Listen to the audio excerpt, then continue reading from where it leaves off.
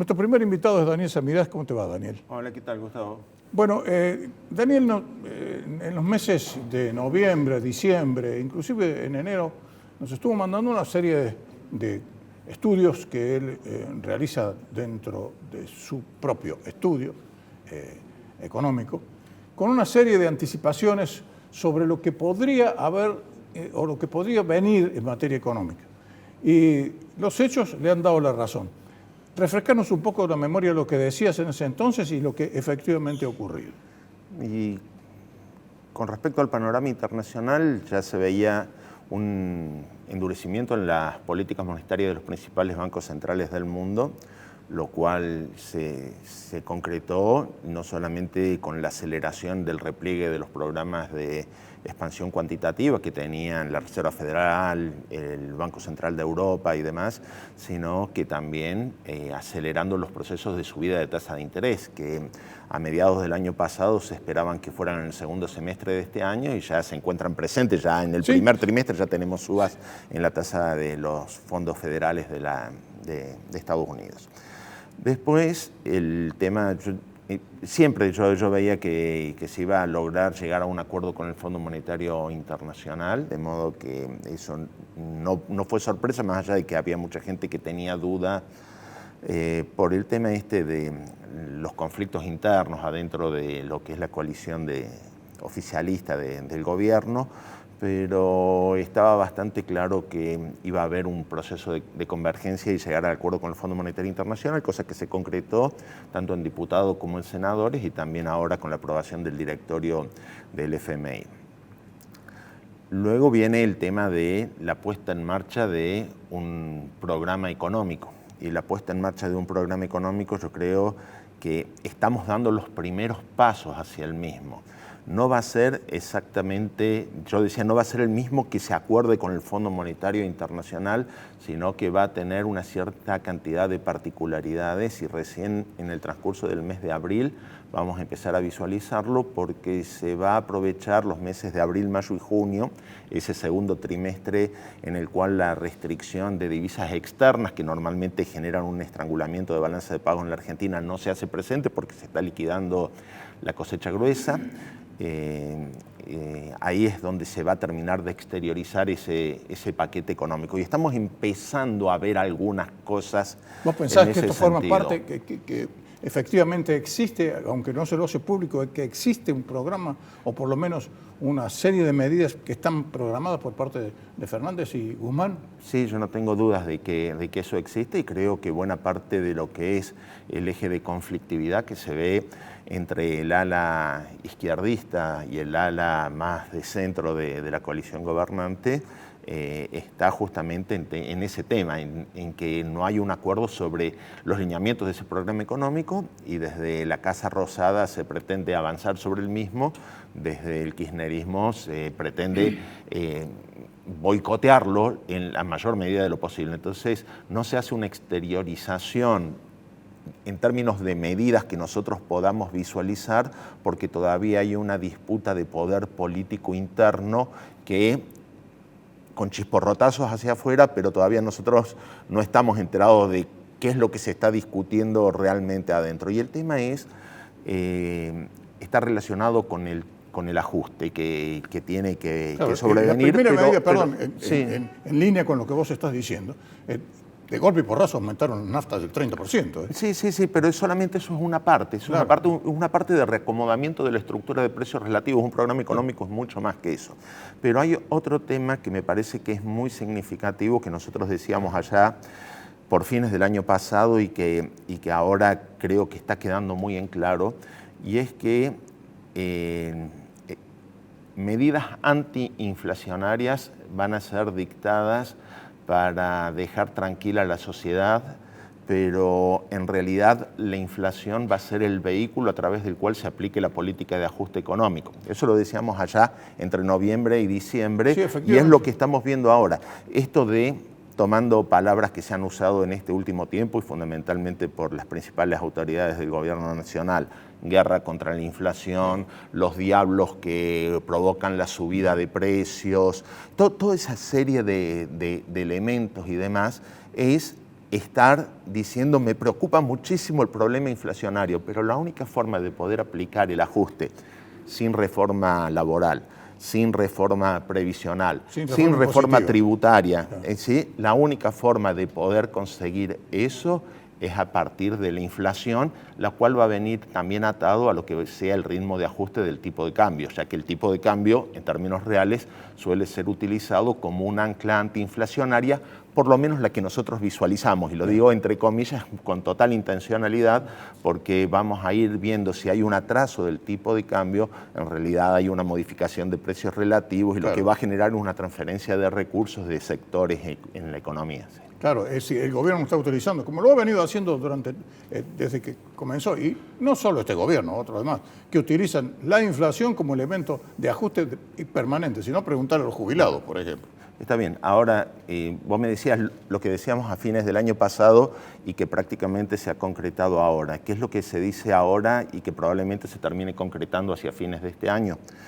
Argentina va a ir... ¿O lo que dice? No, lo que yo digo, los análisis que nosotros hacemos en el estudio es que vamos hacia un proceso de aceleración inflacionaria fuerte como la que hemos venido viendo enero, 3,9%, febrero 4,7%, marzo va a estar arriba del 5% y vamos a un proceso de aceleración inflacionaria. El año pasado la inflación fue 52,8% a lo largo del año, medida por precios al consumidor. Este año por lo menos vamos a estar en un 65 y un 70%, siendo optimista.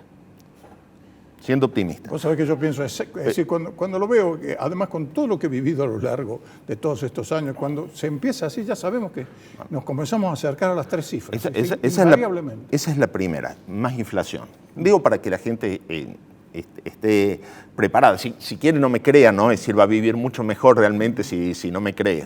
Pero, lamentablemente yo te creo. Lo segundo es que vamos a un proceso de estancamiento económico. El año pasado tuvimos un crecimiento cercano al 10% por un rebote después de lo que había sido los efectos de los confinamientos en el primer año de la pandemia del coronavirus. Entonces en el segundo año se produce un factor de rebote.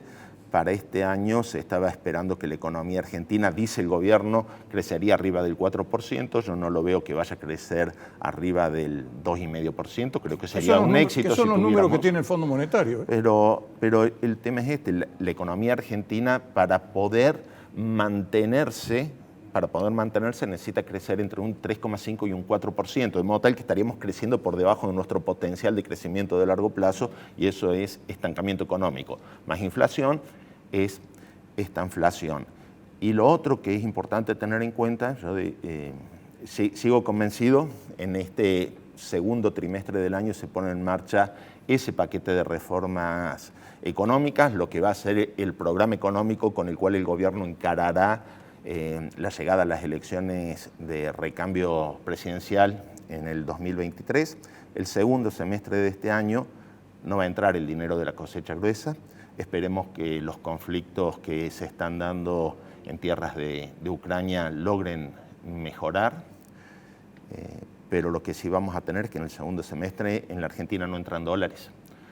No entran dólares por la balanza comercial, y eso lo que va a generar es mayor volatilidad cambiaria. No la vamos a ver en los próximos 3 meses, la vamos a ver en los últimos 6 meses de este año.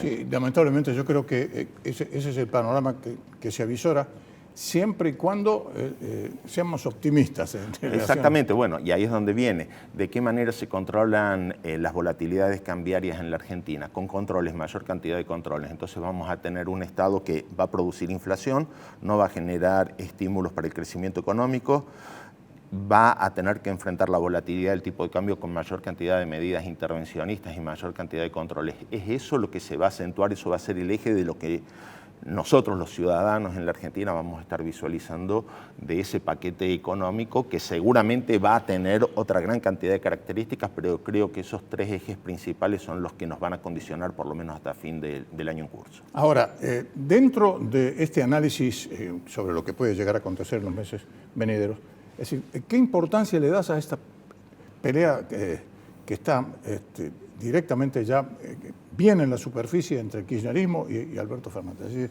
este desmembramiento del frente de todos.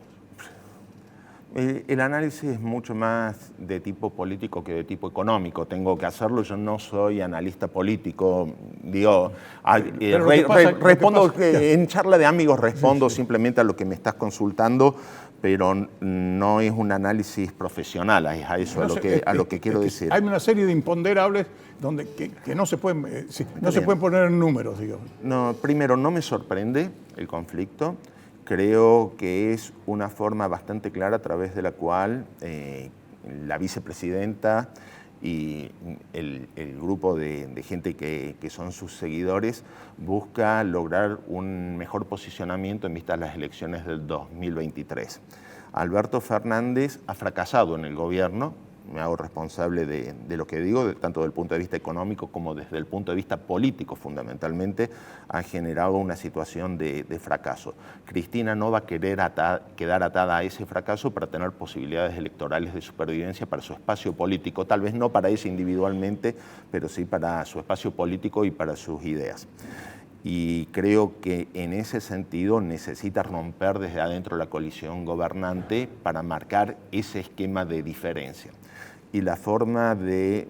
Perdón si mi pensamiento es muy perverso, yo siempre tiendo a ser mal pensado y lamentablemente cuando soy mal pensado mi probabilidad de acierto aumenta. Lo que pasa es que está a la vista todo lo que está pasando. No, el tema es mucho público, pero hay mucho que está soterrado, que es peor todavía. El apoyo al presidente se lo va a terminar dando la oposición, con lo cual va a terminar, al tratar de sostener a un gobierno debilitado, la propia oposición va a llegar con un sistema de debilitamiento hacia el final y va a producir que esta grieta que está dentro del oficialismo se va a trasladar a la oposición, porque dentro de la oposición estarán quienes quieran tirarle un salvavidas a Alberto Fernández para que pueda completar sin mayores dificultades su mandato y otros que van a preferir generar un sistema de mayor diferenciación y dejemos que la grieta sea entre oficialismo y oposición, no adentro del oficialismo. Entonces el problema es dónde va a estar pasando ese abismo de separación entre los argentinos, porque tanto dentro del oficialismo como dentro de la oposición hay quienes prefieren la grieta y hay otros que no están de acuerdo con ese tipo de ideología. Efectivamente, y se vio esto en la discusión del acuerdo con el fondo, ¿no? Y yo creo que vamos a estar viendo ese tipo de devenir en el medio. El sector de la oposición que vea que tiene posibilidades de tomar el gobierno a partir de diciembre del 2023 y de allí en adelante, seguramente que es el que va a estar con mayor intenciones de diferenciarse del gobierno de Alberto Fernández. Y en medio de todo esto estamos los argentinos, en medio de todos estos tironeos.